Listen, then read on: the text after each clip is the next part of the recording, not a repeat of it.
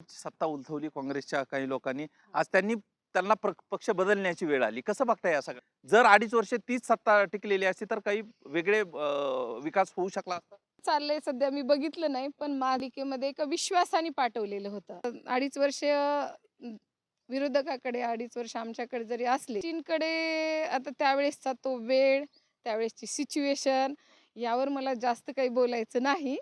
नक्कीच होऊ शकला असता. एकमेकाचा विरोध करणे, त्या निधीवर स्टे आणणे, त्यामुळे आमचा जो मात्र थोडंसं तरी त्याला ब्रेक लागलं, ते आम्ही म्हणावं असं करू शकलो नाही. कशामुळे हे सगळं सत्तांतर झालं? कोण होतं सगळ्या जबाबदार? आज काही सांगायचं तुम्हाला? म्हणून त्या सभागृहामध्ये मला खरंच मनापासून त्रास झाला. लातूर जिल्हा महानगरपालिकेच्या निवडणुकीचं बिगुल वाजलेलं आहे. अजूनही उमेदवार जाहीर झाल्या नाहीत. मात्र प्रत्यक्षात आता लोकांपर्यंत जायला जे आहे ते जुने नगरसेवक असतील किंवा इच्छुक उमेदवारांनी सुरुवात केलेली आहे. भाजपच्या आक्रमक चेहरा असलेल्या आणि अनेक वर्ष आता त्या महानगरपालिकेमध्ये त्यांनी जवळून सगळा कारभार बघितलेल्या रागिणीताई यादव माझ्यासोबत आहेत. त्यांच्याकडून हे सगळं जाणून घेणार आहे की कशा पद्धतीच्या निवडणुकीचा यावर्षीची किती वेगळी निवडणूक आहे असं पहिल्यांदा सांगा मला.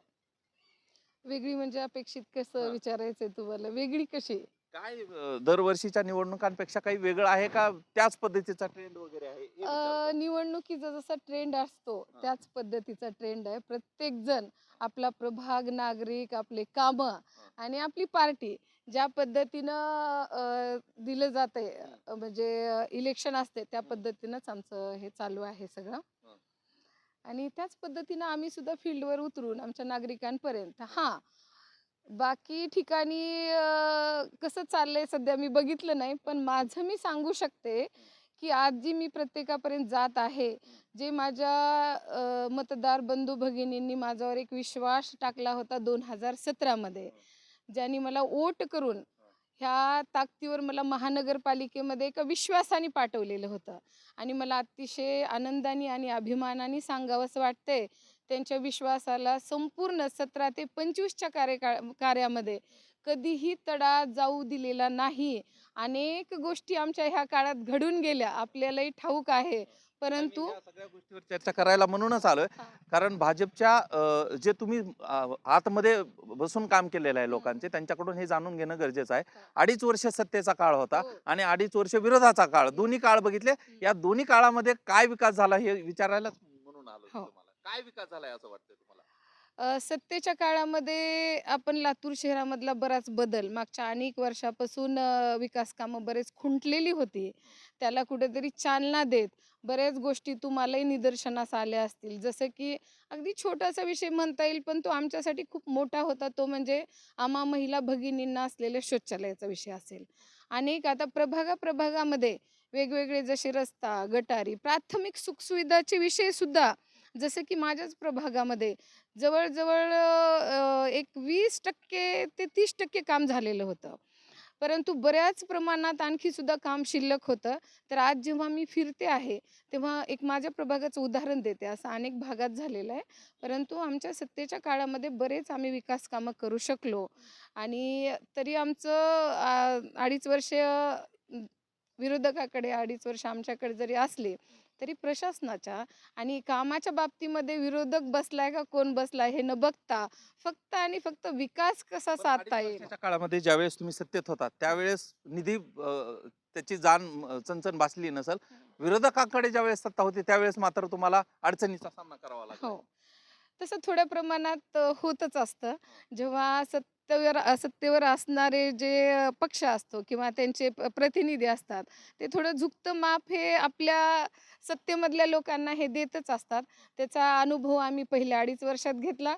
तोच अनुभव आम्ही दुसऱ्या 2.5 वर्षात घेतला. त्याच्यानं आम्ही विरोधी बाकावर बसलो आणि सत्ताधारी बाकावर बसलो. त्यामुळे दोन्ही अनुभव आले. मात्र यामधून कशा पद्धतीनं आम्हाला काय साध्य करायचं या दोन्हीची सांगड घालत ते आम्ही आमच्या प्रभागामध्ये करायचा प्रयत्न खर केला. तर भाजपची सत्ता उलथवली काँग्रेसच्या काही लोकांनी. आज त्यांना पक्ष बदलण्याची वेळ आली. कसं बघताय या सगळ्या गोष्टीकडे, घटनांकडे? अ, ह्या सगळ्या गोष्टींकडे आता त्यावेळेसचा तो वेळ, त्यावेळेसची सिच्युएशन यावर मला जास्त काही बोलायचं नाही. पण मला असं वाटतं की लोकांनी दिलेला कौल हा आपल्या मान्य असावा. पण बस. निवडणुकीच्या अगोदर या सगळ्या गोष्टींवरती बोलणं गरजेचं असतं. खरं तर सत्तांतर ज्यावेळेस 2.5 वर्षानंतर झालं, विश्वास भारतीय जनता पार्टीवर दाखवला होता लोकांनी आणि त्या पद्धतीनं बहुमत देखील दिलेलं होतं. मात्र 2.5 वर्षाच्या काळामध्ये काँग्रेसनं ते बहुमत चोरलं आणि अशा पद्धतीच्या देखील चर्चा झाल्या. तुम्हाला काय वाटतं, की जर 2.5 वर्ष तीच सत्ता टिकलेली असती तर काही वेगळे विकास होऊ शकला असता? नक्कीच होऊ शकला असता. हं. कारण ह्या सगळ्या गोष्टींमध्ये आमचा बराच वेळ गेला. त्यामध्ये बरेच आर्थिक सुद्धा आमचं नुकसान झालं.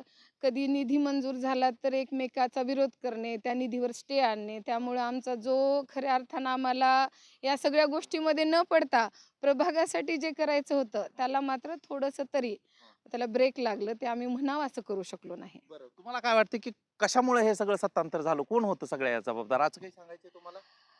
अ, खरं तर मी तेवढ्या डीपमध्ये अजून गेलेली नाही. त्यामुळे त्याच्यावर मी जास्त काही बोलू शकणार नाही, नाही. पण अनेक जण बोलायला त्या गोष्टीवर बोलायला अनेक जण टाळायलेत. काय नेमकं कारण आहे? का का का काही लोक तुमच्यातले सुद्धा त्यांच्या सोबत गेलेलेही दिसले मी स्पष्टपणे. बाकीच्याबद्दल काही बोलणार नाही. हां, आणि हां, मात्र मला ते होत असताना मात्र मी एक त्या भाजपची लोकप्रतिनिधी म्हणून हां. त्या सभागृहामध्ये मला खरंच मनापासून त्रास झाला आणि ते होत असलेलं पाहून म्हणजे खरंच वाटलं की नाही हे होत मी आहे परत ते येतो चुकीचं तुम्हाला आहे. मी त्या मुद्द्याकडे. कुठले मुद्दे घेऊन जात आहे जनतेसमोर? 5-6 वर्षापूर्वी झालेला काळ, त्यानंतर आपल्या या ठिकाणी जे आहे ते प्रशासन देखील बसलं. प्रशासनाचाही काळ बघितला तुम्ही. हं. कुठल्या मुद्द्याला घेऊन आता पुन्हा एकदा जनतेसमोर जात आहे मग? माझ्या बाबतीमध्ये जर सांगायचं म्हटलं तर 2025ला 2017ला जी निवडून आली आहे, हं, त्यावेळेसपासून आजपर्यंत मी माझ्या नागरिकांना कधीच म्हणले नाही की प्रशासन लागू आहे. हं, कारण मी यांना माझे आता समजा इथं माझे नागरिक म्हणून भोसले साहेब आहेत. हे माझे भाई शेख भैया आहेत, सय्यद भैया आहेत. ह्यांना जेव्हा मी भेटले, ह्यांनी काम सांगितलं. मी एकदाही त्यांना म्हणले नाही की भैया मी आता नाही आणि प्रशासक हे बघत आहे. मला ज्या पद्धतीनं मला जमल तिथं प्रशासक जरी लागू असलं तरी मी त्या ठिकाणी जाऊन जे करू शकते कामं, भले मी खूप विधायक कामं करू शकले नाही, पण रोजच्या त्यांच्या ज्या गरजा आहेत प्राथमिक, त्या तरी सोडवू शकले. तरी आजपर्यंत प्रवास माझा 25 पर्यंतही झालं, तरी हा माझा 22चा काळ संपला आहे. आता मी का नाही, मी पूर्ण वेळ ॲज अ जॉब म्हणतो तसं, आजही मी 17ला घेतलेली जो वसा आहे सेवेचा, आज तागायत तो त्याच पद्धतीनं अखंड चालू आहे. कशा पद्धतीनं कुणाचं आव्हान असणार आहे? का काँग्रेस अनेक ठिकाणी आव्हानं निर्माण करते, इथं कुणाचं आव्हान असणार आहे तुम्हाला वार्डामध्ये? कुणाचं असणार आहे मला माहीत नाही समोरचं, हं, परंतु जे असेल ते स्वीकारून चालायचं एवढंच माहिती आहे मला. माझ्या स्वतःच्या कामावर, माझ्या नागरिकतेवर, नागरिकांवर आणि माझ्या प्रामाणिकपणावर मला विश्वास असल्यामुळं मला कुठलंही आव्हान आलं, तर मला असं वाटतंय, की माझा विश्वास या आव्हानावर सगळ्यात मोठा बरं, असेल. राष्ट्रवादी काँग्रेस अजित पवार गटासोबत तुमचं अलायन्स झालं तर अनेक तुमचे इच्छुक जे असतील किंवा तुमचे सहकारी असतील त्यांना जागा मिळणार नाहीत. त्याच्यातून काय तोडगा निघणार आहे मग? जे माझी पार्टी जे काही ठरवेल, हां, पार्टीचा आदेश हा सर्वेपरी असतो. हां, तो मानून आम्ही चालत राहू. हां, यामध्ये आम्ही खूप छोटे कार्यकर्ते आहोत. हां.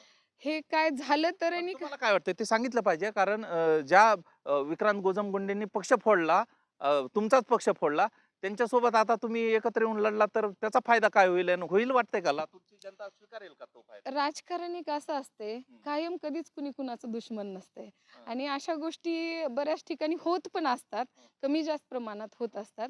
आणि या विषयामध्ये आपण म्हणता त्या पार्टी आमचे जे जे नेते आहेत सगळे, जे काही बसतील ठरवतील ते योग्यच ठरवतील हा विश्वास मला आहे. त्यामुळं त्यावर बोलण्या इतपत मी मोठी नाही, मी खूप फील्डवरची छोटीशी कार्यकर्ती आहे. नाही, नाही, तुमच्याकडे आज बघितलं जातंय. बरं, निवडून आल्याच्या नंतरचा प्लॅन काय असणार आहे आणि कुठली जबाबदारी बघताय आता? कारण भारतीय जनता पार्टीचं पोषक वाटतंय का वातावरण आणि कुठली जबाबदारी बघताय? भारतीय जनता पार्टीचं वातावरण पोषक आहे. हं, काही नेरेटिव्ह सेट करण्याचा प्रयत्न झालेलाही असेल, होती असेल, परंतु नागरिक, जनता खूप आता हुशार आहे. मी ज्या भागाचं नेतृत्व करते, इथे तर खूप सुजाण आणि जागृत नागरिक आहेत. त्यामुळं भारतीय जनता पार्टीचं वातावरण पोषक आहे आणि हे घेऊन मी समोर जाताना मला असं वाटतंय, की मला स्वतःला बऱ्यापैकी समाधान वाटेल असं कामं ह्या भागामध्ये झालेले आहेत.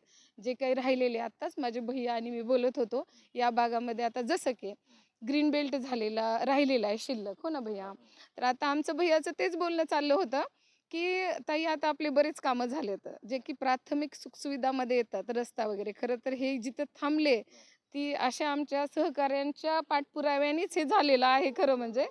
पण जे राहिले तेही सुचवत आहेत आणि माझं पुढचा अजेंडा तोच असेल की या ठिकाणी शेवटचा राहिलेले प्रश्न, काम. कुठलं आव्हान असणार आहे या निवडणुकामध्ये असं वाटतं की तुम्हाला हे आव्हान आहे आपल्यासमोर? अजून तर तसं काही आव्हान वाटलं नाही. हं. समजा पुढच्या काळात काही आलं तर ते नक्कीच पेलून आपण पुढे जाऊ. एवढंच या ठिकाणी आज मला विजयासाठी आणि तिकिटासाठी किती आश्वस्त आहात? शेवटचा प्रश्न. पक्ष माझा योग्य निर्णय घेऊन हं. मला संधी दिला अशी मला 100% आशा आहे. हं. आणि त्यांनी दिलेल्या संधीचं मागच्या काळात ज्या पद्धतीनं सोनं केलंय त्याच पद्धतीनं पुढच्याही काळामध्ये पक्षांनी दिलेल्या त्या संधीचा आणि नागरिकांनी दिलेल्या त्या मताचा मी पूर्णपणे ते सार्थकी लावीन आणि सोनं करील हा विश्वास मला स्वतःला एक आहे. मिनिट तुमच्याकडे येतो. कशा पद्धतीचा आतापर्यंतचा त्यांचा कार्यकाळ तुम्ही बघितलाय आणि काय वाटते तुम्हाला? थोडक्यात सांगा. आत्तापर्यंतचा कार्यकाळ तर आम्हाला चांगलंच वाटलेला आहे, आनंद आहे आणि पुढचं बी चांगलं राहील याची आम्हाला भरपूर इच्छा आहे. तुम्हाला काय वाटतंय दादा? कशा पद्धतीने त्यांचा कार्यकाळ राहिलाय? आता पुन्हा एकदा ते फिरताय, जनतेमध्ये येत आहे. बोलता येत नाही थोडंसं. हां. मग हे चांगलं काम करतात आणि यांचं काम आवडलेलं आहे. पुन्हा एकदा त्या पुन्हा जनतेमध्ये जात आहेत, पुन्हा निवडणुकीला सामोरं जात आहेत, पुन्हा निवडणूक लढताय. त्याच्याकडे कसं बघता? येतात निवडून. निवडून येतात. हम्म. अशा पद्धतीने हे सगळं वातावरण आहे. हा. जे मतदान मला झालेलं होतं 2017 मध्ये हं. तर आता जी मी फिरते आहे हं. ते मी पुढं काय होईल पक्ष मला देईल त्या आशे तर आहेच.